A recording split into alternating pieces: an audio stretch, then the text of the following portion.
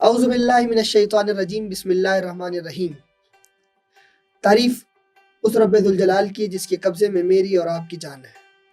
درود و سلام محمد مصطفیٰ صلی اللہ علیہ وآلہ وسلم پر، آپ کے جانثار انصار اصحاب کرام پر۔ ناظرین کرام، آج ہم موجود ہیں ایک نئے پروگرام کے لیے۔ کون سا پروگرام؟ جانو انبیاء کو۔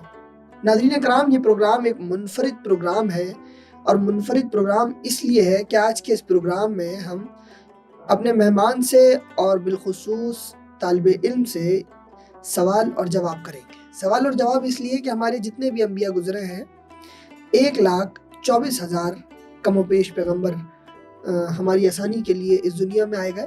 ہم سب کا تذکرہ تو نہیں کر پائیں گے، لیکن جس کا ہم تذکرہ کر پائیں گے پوری کوشش کریں گے کہ مفتیان کرام، اہل علم حضرات اور بالخصوص طالب علموں سے سوال و جواب کے بعد ہم اہل علم سے اس کی رائے بھی لیں، تاکہ ہمیں پتہ چل سکے، ہمارے لیے آسانی ہو سکے کہ اس کا پس منظر کیا ہے۔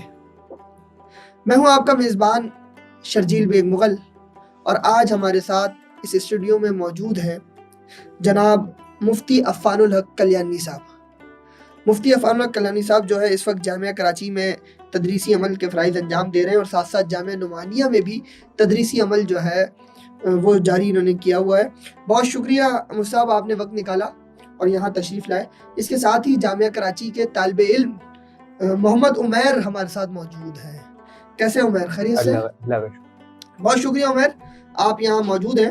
اس سے قبل کہ ہم پروگرام کا جو ہے وہ آغاز کریں، اس میں کوئی شک نہیں کہ انبیاء کرام علیہ السلام، صحابہ کرام اور اولیاء اللہ کا جو رستہ ہے وہ جو بھی اختیار کرتا ہے اس کو کامیابی جو ہے وہ ملتی ہے، اور کامیابی سر فہرست اس کو ملتی ہے۔ اللہ عز و جل نے قرآن کریم میں جن انبیاء کرام کے سبق آموز واقعات کا ذکر فرمایا ہے، انہی میں سے ایک جو ہے وہ ہمارے پاس، انہی میں سے ایک کا تذکرہ آج ہم کریں گے، اور اسی سلسلے میں یہاں موجود ہیں۔ سب سے پہلے ہم مفتی صاحب کی طرف جائیں گے۔ مفتی صاحب کیسے ہیں؟ خیریت سے؟ الحمدللہ بالکل خیر۔ بہت شکریہ مفتی صاحب۔ مفتی صاحب سب سے پہلے تو یہ بتائیے گا کہ 1,24,000 انبیاء ہیں، اور کم و بیش اللہ تعالیٰ معاف فرمائے اگر کہیں غلطی ہو گئی ہو ہم سے۔ مفتی صاحب، یہ 1,24,000 انبیاء، سب کے نام نہ ہمیں پتہ ہوں گے نہ کچھ پتہ ہوں گے، اس میں سے کچھ مخصوص انبیاء کرام ہیں جن کا ذکر قرآن مجید میں آیا ہے، جن کا ذکر دوسری آسمانی کتابوں میں آیا ہے، جن کا ذکر کہیں نہ کہیں احادیث میں آیا ہے۔ اس کی کیا وجہ ہے کہ 1,24,000 انبیاء سب کا تذکرہ نہیں آیا، یا کوئی اور اس کی چیز ہے؟ یہ تھوڑا سا رہنمائی فرمائیے گا۔ اعوذ باللہ من الشیطان الرجیم، بسم اللہ الرحمن الرحیم۔ وَإِن مِّنْ أُمَّةٍ إِلَّا خَلَا فِيهَا نَذِيرٌ۔ اللہ رب العزت قرآن کریم میں یہ فرماتا ہے کہ میں نے جو بھی امت بھیجی ہے، یا کسی بھی امت کے اندر میں نے ہر امت میں ڈرانے والا ضرور بھیجا ہے۔ تو اللہ رب العزت نے کم و بیش اپنے بندوں کی رہنمائی کے لیے اور بندوں کی ہدایت کے لیے 1,24,000 انبیاء علیہ السلام کو مبعوث فرمایا، اور ان میں سے چند انبیاء علیہ السلام کا ذکر قرآن کریم میں مختلف جگہوں کے اوپر کیا گیا۔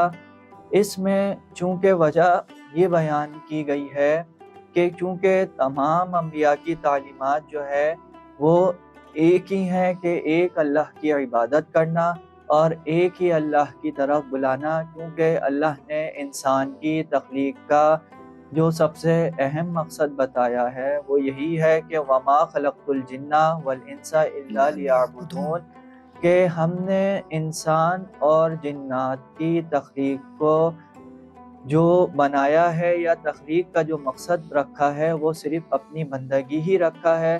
تو اسی بندگی کے لیے جب تمام انبیاء علیہ السلام کی دعوت یہی تھی، تو اللہ نے چند کو خاص کر دیا کہ اگر تمام کے تمام کا تذکرہ کرتے تو ایک طول ہو جاتا۔ اس طول سے بچانے کے لیے اللہ نے چند کا ذکر کر دیا کہ انہی کی تعلیمات جو بقیہ انبیاء جو تھے جن کا تذکرہ نہیں ہوا، ان کی تعلیمات بھی یہی تھیں۔ تو آپ جو انبیاء نے تعلیمات دی ہیں انہی تعلیمات کو اپنا کر مشعل راہ بنایا جائے، اور انہی تعلیمات پر چل کر انسان دین و دنیا دونوں کی کامیابی حاصل کر سکتا ہے۔ ایسا ہی ہے۔ بہت شکریہ مفتی صاحب۔ سوال جواب جو ہے وہ ہم جاری رکھیں گے۔ عمیر بھائی کی طرف آتے ہیں۔ عمیر بھائی جامعہ کراچی سے تعلق رکھتے ہیں، یہاں موجود ہیں۔ چند سوالات ہیں جو عمیر بھائی سے ہم پوچھیں گے اور عمیر بھائی اس کا جواب دیں گے۔ پھر ان سوالات کے جو جوابات عمیر بھائی دیں گے طالب علم کی حیثیت سے، اس کا پس منظر کیا ہے، ان جوابات میں کتنی حقیقت ہے یا ان جوابات میں جو ہے وہ کتنے غلط ہیں اور کیا وجوہات ہیں، یہ ساری بھی ہم جو ہے وہ مفتی صاحب سے اس کا ضرور اظہار خیال لیں گے۔ یہ بتائیے گا عمیر بھائی، سوال آپ سے یہ ہے، کس پیغمبر کی کنیت ابو الضیفان تھی؟ حضرت ابراہیم علیہ السلام۔ حضرت ابراہیم علیہ السلام، بالکل صحیح۔ اچھا، دوسرا مجھے یہ بتائیے گا، کس پیغمبر کو آگ میں ڈالا گیا؟ کس پیغمبر کو آگ میں ڈالا گیا؟ حضرت ابراہیم علیہ نہیں، سوال تو پورا سنو، سوال تو یہ ہے ہی نہیں، کتنے دن کے لیے ڈالا گیا یہ بتائیں۔ یہ تو آسان ہے، حضرت ابراہیم علیہ السلام 7 دن۔ 7 دن صحیح ہے۔ اب اس پر مفتی صاحب سے بھی ضرور وہ کریں گے، اس پہ جو ہے وہ 2 رائے ہیں اور اس کی کیا رائے ہے مفتی صاحب سے ہم جو ہے وہ اس سوال کے پورا کریں گے۔ اچھا، مجھے یہ بتائیے گا، وہ کون سا پتھر ہے جو جنت سے لایا گیا ہے؟ حجر اسود۔ حجر اسود، بالکل صحیح ہے۔ وہ کون سے پیغمبر ہیں جنہوں نے ظالم بادشاہ کے سامنے توحید ڈٹ کر بیان کی؟ حضرت ابراہیم۔ حضرت ابراہیم علیہ السلام۔ سوال تو پورا ہونے دو۔ بالکل حضرت ابراہیم علیہ السلام ہے۔ اس ظالم بادشاہ کا نام کیا تھا؟ فرعون۔ اور یہاں جو ہے وہ سوال کا جواب غلط ہو گیا۔ فرعون بھی بالکل ظالم تھا۔ اور وہ کون سا بادشاہ تھا مفتی صاحب؟ نمرود بن کنعان نام تھا اس کا۔ نمرود، صحیح۔ اچھا مفتی صاحب، ہم اس طرف آئیں گے۔ بہت شکریہ عمیر بھائی آپ کے جواب دینے کا، اور ان جوابات کی جو ہے وہ تشریح یا اس کا پس منظر جو ہے وہ ہم مفتی صاحب سے بالکل جانیں گے کہ، اور اس پروگرام کے آخر میں ہم یہ بھی بتائیں گے کہ جی کون سا تحفہ جو ہے وہ عمیر بھائی کے لیے جا رہا ہے اور جا بھی رہا ہے یا نہیں جا رہا۔ ان ساری تفصیلات کے لیے جو ہے پروگرام کا آخر تک آپ دیکھیں۔ اچھا، اس پروگرام کو ہم جاری رکھتے ہیں ایک چھوٹے سے وقفے کے بعد۔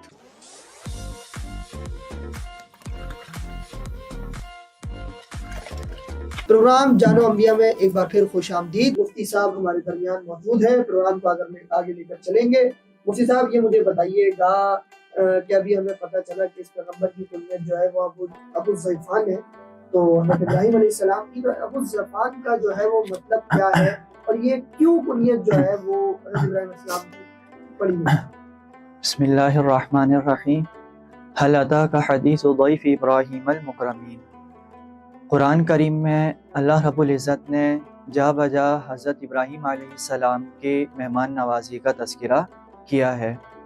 تو حضرت ابراہیم علیہ السلام کی جو کنیت ابو الضیفان پڑی تھی، اس کا مطلب ہے مہمان نوازی کرنے والا یا مہمانی کرنے والا۔ چونکہ حضرت ابراہیم علیہ السلام بہت زیادہ مہمان نواز تھے، تو اسی مہمان نوازی کو پیش نظر رکھتے ہوئے اللہ رب العزت نے حضرت ابراہیم علیہ السلام کو اس کنیت سے نوازا۔ اس کنیت کی ایک وجہ تو یہ بھی تھی کہ آپ علیہ السلام کی عادت مبارکہ تھی کہ آپ جب بھی کھانا کھاتے تھے تو اپنے ساتھ یہ کوشش کیا کرتے تھے کوئی نہ کوئی میرے ساتھ ایسا بندہ ہو کہ جو کھانے میں شریک ہو جائے۔ تو آپ گھر پہ دیکھتے کوئی مہمان آیا ہوتا تو آپ اسے اپنے ساتھ کھانے میں شریک کر لیتے، یا اگر کوئی مہمان نہ ہوتا تو آپ علیہ السلام کی عادت مبارکہ تھی کہ کھانا نہ تناول فرماتے بلکہ باہر تشریف لے جاتے اور ڈھونڈتے تھے کہ کوئی ایسا بندہ یا ایسی شخصیت مل جائے کہ جسے میں اپنے ساتھ کھانے میں بھی شریک کر لوں۔ یہاں تک کہ ایک دفعہ تو ایسا بھی ہوا کہ آپ ایک مجوسی کو بھی لے کر آ گئے، اور مجوسی جو تھا وہ آپ کے پاس آ کے رکا رات کو، اور آپ کے کھانے جب اس کے سامنے پیش کیا تو وہ بہت زیادہ کھانا کھا رہا تھا۔ تو حضرت ابراہیم علیہ السلام نے اسے نہ ٹوکا نہ کچھ کیا، بلکہ جتنا وہ اور مانگتا رہا حضرت ابراہیم علیہ السلام اسے دیتے رہے۔ بالآخر اس نے پوچھا تو حضرت ابراہیم علیہ السلام نے فرمایا کہ یہ جو آپ کو رزق مل رہا ہے یہ اللہ کی طرف سے مل رہا ہے، میں تو درمیان میں صرف ایک ذریعہ یا وسیلہ بنا ہوا ہوں۔ تو مجوسی نے جب آپ کی یہ بات سنی تو وہ اسی وقت ہی حضرت ابراہیم علیہ السلام کے اوپر ایمان لے کر آ گیا تھا۔ اچھا مصطفیٰ، اگر یہ کہا جائے کہ جی مہمانوں کے ساتھ یا مہمانوں سے طعام کا پوچھنا، مہمانوں کو دسترخوان پر بٹھانا حضرت ابراہیم علیہ السلام کی سنت ہے، تو غالباً یہ غلط نہیں ہوگا؟ جی بالکل غلط نہیں ہوگا، کیونکہ سب سے پہلے جو ضیافت شروع کی تھی وہ حضرت ابراہیم علیہ السلام نے بھی کی تھی۔ اچھا صاحب، یہ بتائیے گا ابو الانبیاء خلیل اللہ، اگر ہم ان کو دیکھیں تو یہ بھی جو ہے حضرت ابراہیم علیہ السلام کو بھی کہا جاتا ہے، کوئی لقب ہے یا کسی نبی کا خلیل اللہ جیسے لقب ہے، اسی طرح ابو الانبیاء ہے۔ اچھا یہ مجھے بتائیے گا، اگر ابو الانبیاء کہہ دیا ہے تو پھر خلیل اللہ یہ کیوں کہا گیا، یا خلیل اللہ کسی الگ پرسپیکٹو کی بنیاد پر کہا گیا، یا ابو الانبیاء جو ہے وہ الگ پرسپیکٹو کی بنیاد پر؟ یہ تھوڑا سا اس کی تشریح بیان کیجیے۔ ابو الانبیاء کا مطلب ہے انبیاء کے والد یا انبیاء کے باپ، اور خلیل اللہ کا مطلب ہے اللہ کے دوست یا قریبی ساتھی یا مخلص ساتھی۔ تو ابو الانبیاء کہنے کی وجہ یہ بیان کی گئی ہے کہ حضرت ابراہیم علیہ السلام نے اللہ رب العزت سے دعا کی تھی کہ اس جو مکہ شہر ہے اس کو امن کی جگہ بنا، اور اس کے بعد یہ دعا کی تھی کہ جو دعا فرمائی تھی اس کے اندر یہ تھا کہ نبوت کا بھی ذکر کیا گیا تھا، تو اللہ نے وہ دعا حضرت ابراہیم علیہ السلام کے قبول فرمائی، اور تمام انبیاء علیہ السلام جو اس کے بعد آئے وہ حضرت ابراہیم علیہ السلام کی ہی اولاد میں سے تھے، اور زیادہ تر انبیاء وہ حضرت اسحاق علیہ السلام کی اولاد میں سے آئے، اور پھر اسماعیل علیہ السلام جو حضرت ابراہیم علیہ السلام کے دوسرے صاحبزادے تھے، وہ ان کی اولاد میں خاتم النبیین حضرت محمد مصطفیٰ صلی اللہ علیہ وسلم مبعوث ہوئے۔ تو چونکہ تمام انبیاء علیہ السلام آپ کی اولاد میں سے ہیں اور آپ ان کے جد امجد ہیں، اس وجہ سے آپ کے جو لقب تھا وہ ابو الانبیاء پڑا۔ اور دوسرا خلیل اللہ کی وجہ یہ بیان کی گئی ہے الترغیب و ترہیب کے اندر ہے کہ حضرت عمر رضی اللہ تعالیٰ عنہ فرماتے ہیں کہ آپ صلی اللہ علیہ وسلم نے فرمایا کہ میرے دوست جبرائیل میرے پاس آئے اور آ کر مجھ سے عرض کیا، حضرت ابراہیم علیہ السلام کے بارے میں عرض کیا، تو اس کے اندر انہوں نے یہ ذکر کیا کہ ابراہیم علیہ السلام جو ہیں وہ اللہ کے خلیل ہیں۔ پھر یہ فرمایا، دوسری روایت کے اندر یہ ہے کہ پوچھا کہ آپ کو خلیل کیوں بنایا گیا، کہ حضرت ابراہیم علیہ السلام کے پاس آئے تو ان سے پوچھا کہ آپ کو ایک ایسی شخصیت کے بارے میں بتا رہا ہوں کہ جس کو آج اللہ نے اپنا خلیل بنا لیا ہے۔ تو حضرت ابراہیم علیہ السلام نے پوچھا کہ وہ کون ہے، تو فرمایا ان فرشتے نے جو آئے تھے، تو یہ جو خلیل اللہ ہیں جن کو اللہ نے آج اپنا دوست بنایا ہے وہ آپ ہی ہیں۔ تو حضرت ابراہیم علیہ السلام نے فرمایا، کیا واقعی میں ہی خلیل اللہ ہوں؟ جو فرشتے آئے تھے انہوں نے فرمایا کہ جی ہاں، آپ ہی کیا ہیں، خلیل اللہ ہیں۔ تو پھر حضرت ابراہیم علیہ السلام نے پوچھا کہ کیا وجہ ہے کہ جس کی وجہ سے مجھے خلیل اللہ بنایا گیا؟ تو فرمایا، ایک تو یہ ہے وجہ کہ آپ ہر ایک کو دیتے ہیں، اور دوسری وجہ جب آپ دے دیتے ہیں تو کسی سے کسی چیز کا سوال یا کسی سے کوئی چیز طلب نہیں کرتے۔ تو ان دو وجوہات کی وجہ سے آپ کو خلیل اللہ کہا گیا۔ اور تیسری وجہ یہ بھی بیان کی گئی ہے کہ جو قریبی دوست ہوتا ہے وہ اپنے دوست کی کوئی بات رد نہیں کرتا۔ تو حضرت ابراہیم علیہ السلام پر جتنے بھی امتحان یا اللہ کی طرف سے آزمائشیں آئیں، حضرت ابراہیم علیہ السلام نے ان تمام آزمائش کو پورا کیا، اور جو آزمائشیں آئیں ان پر جیسے حضرت اسماعیل علیہ السلام کے ذبح کرنے کا واقعہ ہوا، تعمیر کعبہ کا واقعہ ہوا، تو آپ نے پورے دل و جان سے ان کو مکمل کیا، تو اسی وجہ سے اللہ رب العزت نے آپ کو خلیل اللہ کا لقب بھی عطا فرمایا تھا۔